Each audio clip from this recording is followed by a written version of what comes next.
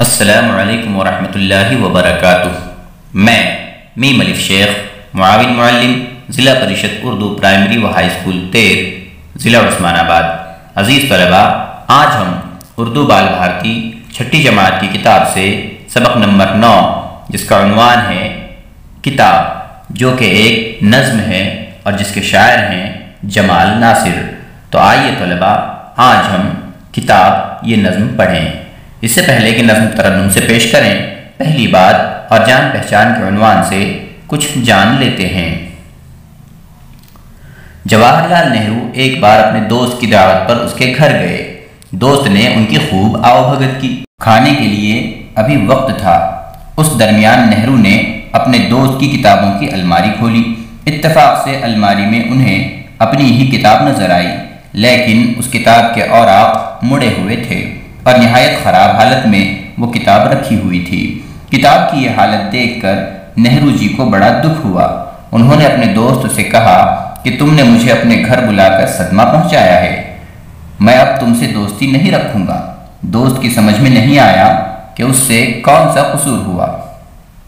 اس نے نہرو جی سے اپنا قصور دریافت کیا۔ انہوں نے جواب دیا کہ تمہاری الماری میں میری کتاب نہایت خراب حالت میں رکھی ہوئی ہے اور بہت ساری کتابوں کے اوراق پھٹے اور مڑے ہوئے ہیں۔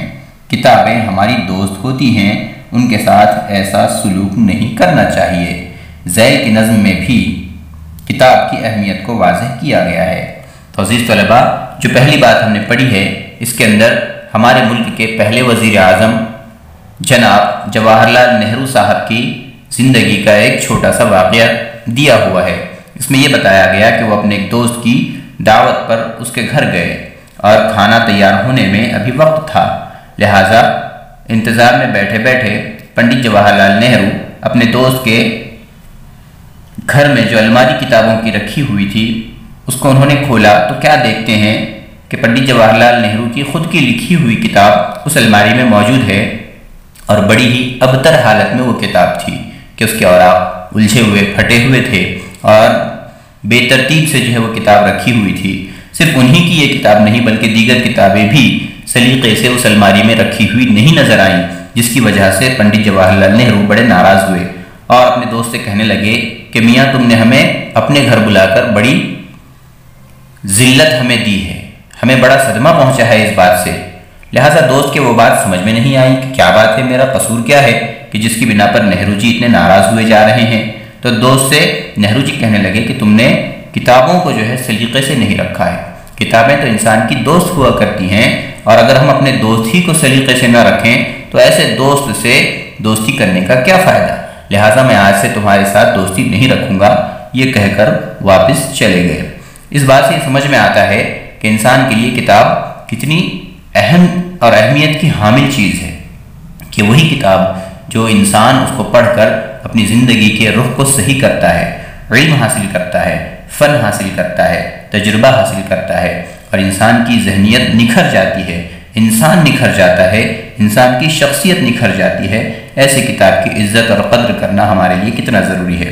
تو آج ہم جو نظم پڑھنے جا رہے ہیں اس کے اندر بھی کتاب ہی کی اہمیت کو شاعر نے واضح کیا ہے۔ تو آئیے ان شاعر محترم جمال ناصر صاحب کا ہم مختصر سا تعارف جان لیں۔ جمال ناصر 3 جولائی 1962 عیسوی کو مالیگاؤں میں پیدا ہوئے۔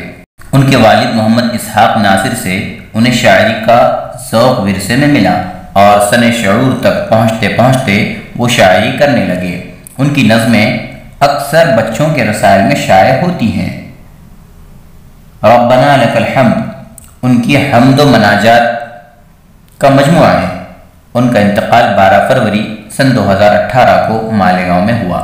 تو یہ تھا جمال ناصر، جو کہ ایک شاعر ہیں، جو کتاب اس نظم کے شاعر ہیں، جن کا تعارف ہم نے بھی پڑھا ہے کہ مالیگاؤں جو مہاراشٹرا میں ناسک ضلع کا ایک بڑا شہر ہے اور ایک مہذب شہر مانا جاتا ہے، کہ تعلیم اور علم و فن کے لحاظ سے مالیگاؤں کو ایک خاص حیثیت حاصل ہے۔ ایسے شہر سے آپ تعلق رکھتے ہیں، اور ان کے والد صاحب بھی جو ہے شاعر تھے، اور شاعری کا ذوق بھی اپنے والد ہی سے انہوں نے اپنے ورثے میں پایا تھا۔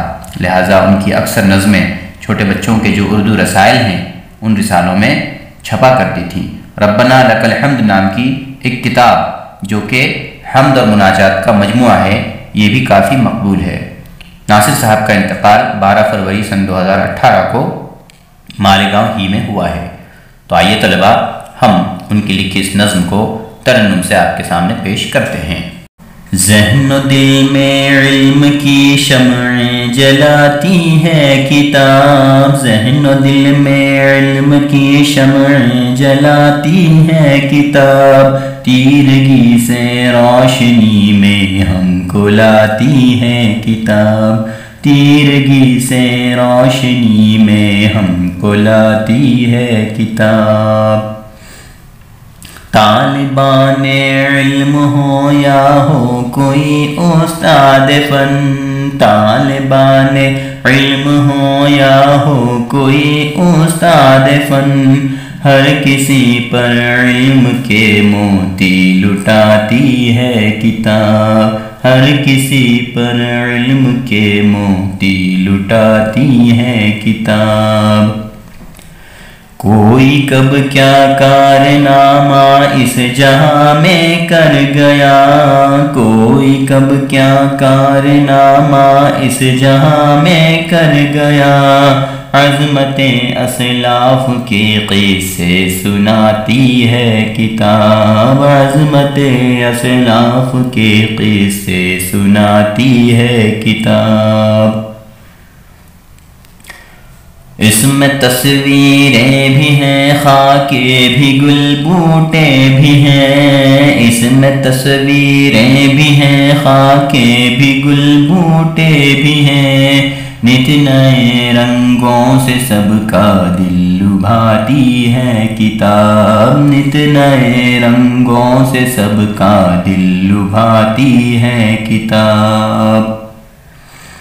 چین کی، جاپان کی، ایران و عربستان کی، چین کی، جاپان کی، ایران و عربستان کی، گھر میں بیٹھے سیر دنیا کی کراتی ہے کتاب، گھر میں بیٹھے سیر دنیا کی کراتی ہے کتاب۔ پاس جب کوئی نہ ہو تب دوست بن جاتی ہے یہ، پاس جب کوئی نہ ہو تب دوست بن جاتی ہے یہ، کس قدر تنہائیوں میں کام آتی ہے کتاب، کس قدر تنہائیوں میں کام آتی ہے کتاب۔ مسکرا کر مشکلوں کا سامنا کیسے کریں، مسکرا کر مشکلوں کا سامنا کیسے کریں، حوصلوں کی عزم کی باتیں سکھاتی ہے کتاب، حوصلوں کی عزم کی باتیں سکھاتی ہے کتاب۔ نیکیاں کیسے کریں، کیسے برائی سے بچیں، نیکیاں کیسے کریں، کیسے برائی سے بچیں، امتیاز خیر و شر کیا ہے بتاتی ہے کتاب، امتیاز خیر و شر کیا ہے بتاتی ہے کتاب۔ روز کرتی ہے نئی باتوں سے ہم کو آشنا، روز کرتی ہے نئی باتوں سے ہم کو آشنا، ہاں ہمارا علم ہر لمحہ بڑھاتی ہے کتاب، ہاں ہمارا علم ہر لمحہ بڑھاتی ہے کتاب۔ کس طرح بہتر طریقے سے گزاریں روز و شب، کس طرح بہتر طریقے سے گزاریں روز و شب، زندگانی کا ہنر ہم کو سکھاتی ہے کتاب، زندگانی کا ہنر ہم کو سکھاتی ہے کتاب۔ صرف آنکھیں ہی نہیں بیدار ذہن و دل بھی ہوں، صرف آنکھیں ہی نہیں بیدار ذہن و دل بھی ہوں، جاگ جاؤ خواب غفلت سے جگاتی ہے کتاب، جاگ جاؤ خواب غفلت سے جگاتی ہے کتاب۔ مجھ کو پڑھ کر دولت علم و ہنر حاصل کرو، مجھ کو پڑھ کر دولت علم و ہنر حاصل کرو، ایک یہی پیغام دنیا کو سناتی ہے کتاب، ایک یہی پیغام دنیا کو سناتی ہے کتاب، ایک یہی پیغام دنیا کو سناتی ہے کتاب۔ تو عزیز طلبہ، ابھی ہم نے آپ کے سامنے نظم کو ترنم سے پیش کیا ہے، تو آئیے اس نظم کا ایک ایک شعر پڑھ کر ہم اس کا مختصر سا خلاصہ آپ کے سامنے پیش کریں۔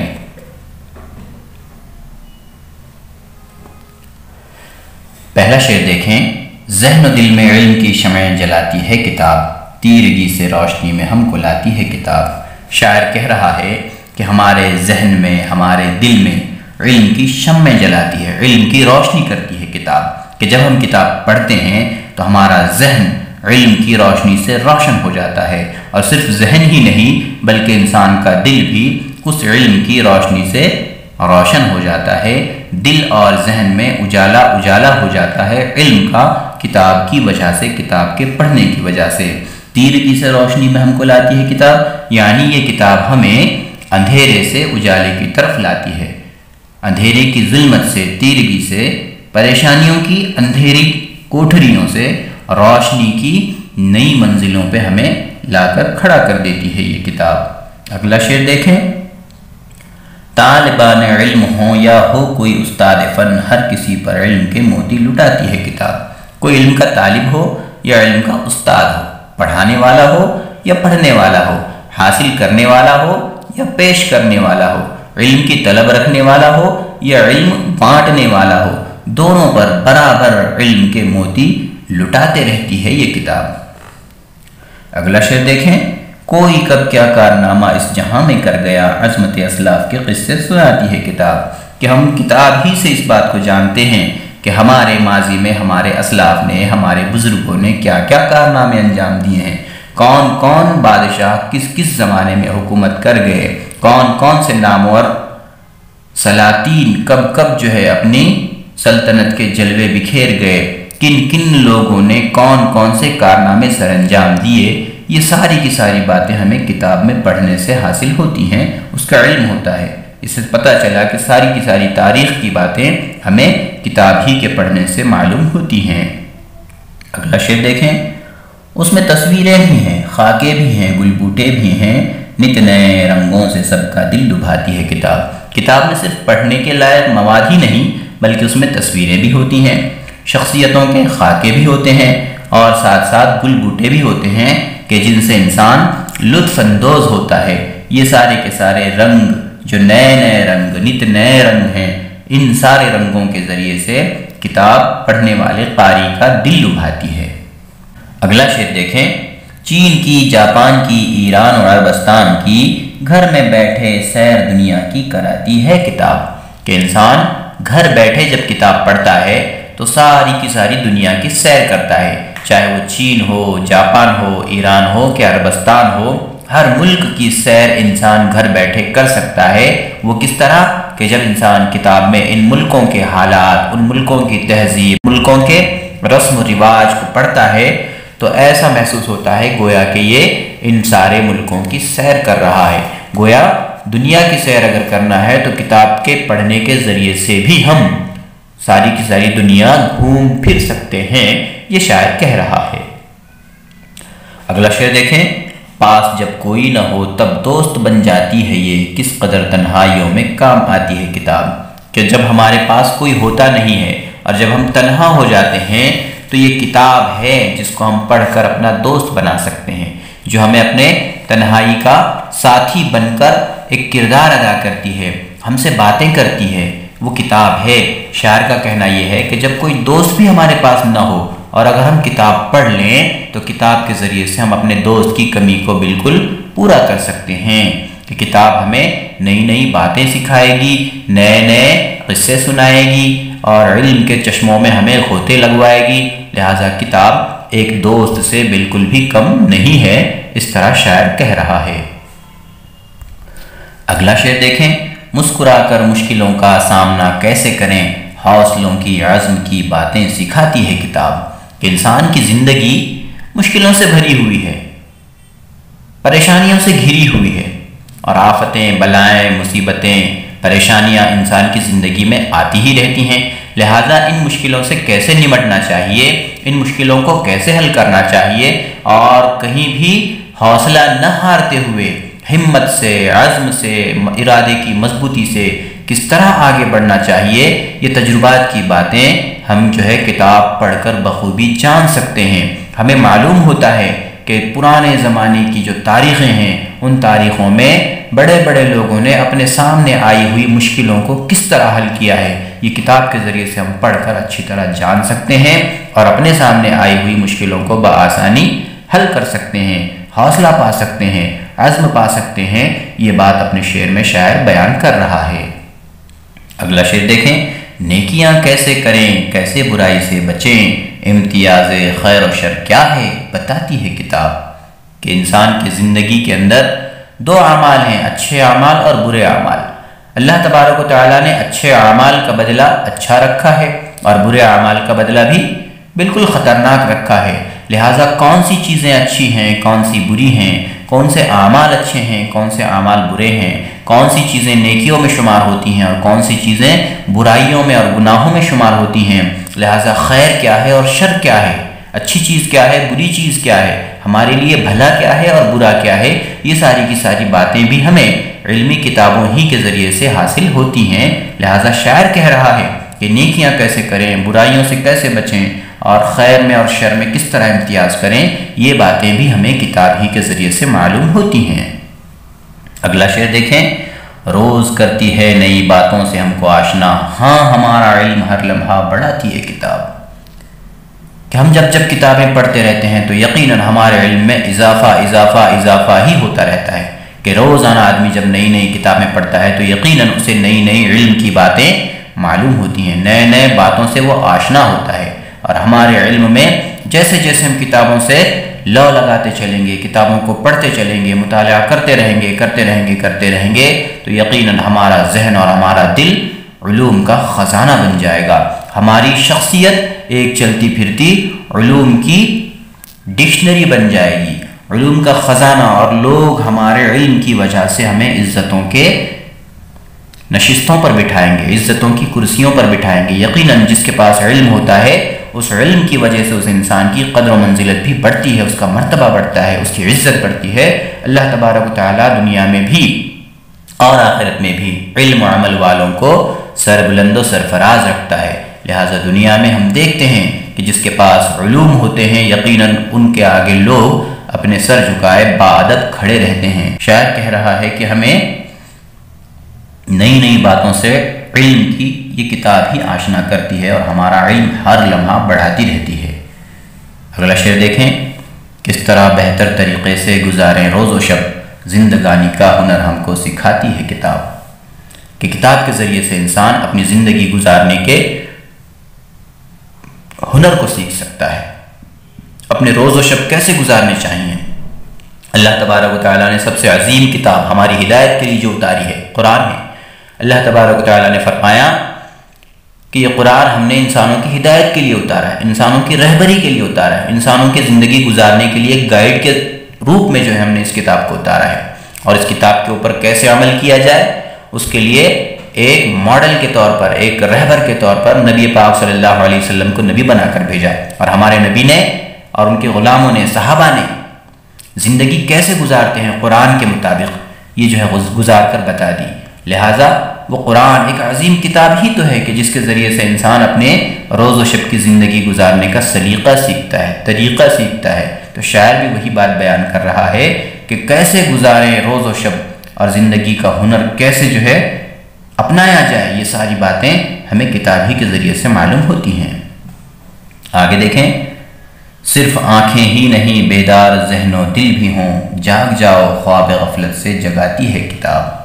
کہ جب انسان کتاب پڑھتا ہے تو آنکھیں کھلی رکھنا ضروری ہوتا ہے، لیکن شاعر یہ کہہ رہا ہے کہ اے پڑھنے والو، اے پیارے بچوں، اگر تمہیں علم کی طلب ہے، اگر تم چاہتے ہو کہ تمہیں سچا علم حاصل ہو جائے، تو صرف آنکھیں کھلی رکھ کر پڑھنا کافی نہیں ہے، بلکہ کتاب کو پڑھتے وقت اپنا دل اور اپنا ذہن بھی جاگتے رکھنا ضروری ہو جاتا ہے۔ کہ جس طرح آنکھیں کھلی ہوتی ہیں، تمہارا ذہن بھی کھلا ہونا چاہیے اور تمہارا دل بھی کھلا ہونا چاہیے، تب جا کر تم زندگی کا جو غفلت کا خواب ہے، اس غفلت کے خواب سے جاگ سکتے ہو۔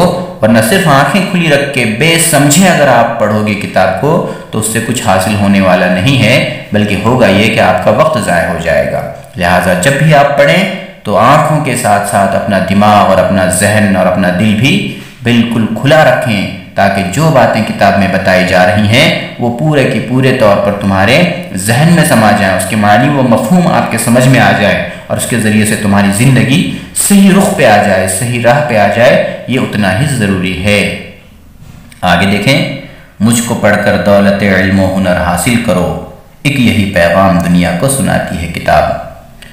کہ کتاب کی زبانی ہمیں یہی سبق ملتا ہے۔ شاعر آخری شعر میں یہ کہہ رہا ہے کہ کتاب گویا کہہ رہی ہے کہ او میرے پڑھنے والوں، تم مجھے پڑھ کر علم کی دولت اور ہنر کی دولت حاصل کر سکتے ہو، اور یہی پیغام میں آپ کو سناتی ہوں، کہتی ہوں کہ جو مجھے پڑھے گا یقیناً اسے علم و ہنر کی دولت خوب ملے گی، وہ انسان عزتوں پہ پہنچ جائے گا، سرخروئی حاصل کرے گا، کامیاب ہو جائے گا، اور دنیا میں بھی کامیاب ہوگا، آخرت میں بھی کامیاب ہوگا۔ کہ جو بندہ کتاب کو پڑھ کر اس کے مطابق اپنی زندگی کو ڈھالتا ہے، یقیناً وہ انسان کامیاب بن جاتا ہے، کامیاب کہلاتا ہے، اور اس کے دنیا سے جانے کے بعد بھی دنیا اس کو مثال کے طور پہ یاد کرتی ہے۔ تو عزیز طلباء، ہم امید کرتے ہیں کہ یہ نظم آپ کو اچھی طرح سے ذہن نشین ہو گئی ہوگی، لہٰذا اس نظم کے معنی و اشارات آپ اس کتاب کے ذریعے سے دیکھ لیں اور اس مشق کو حل کریں جو کتاب کے اس نظم کے آخر میں دی ہوئی ہے۔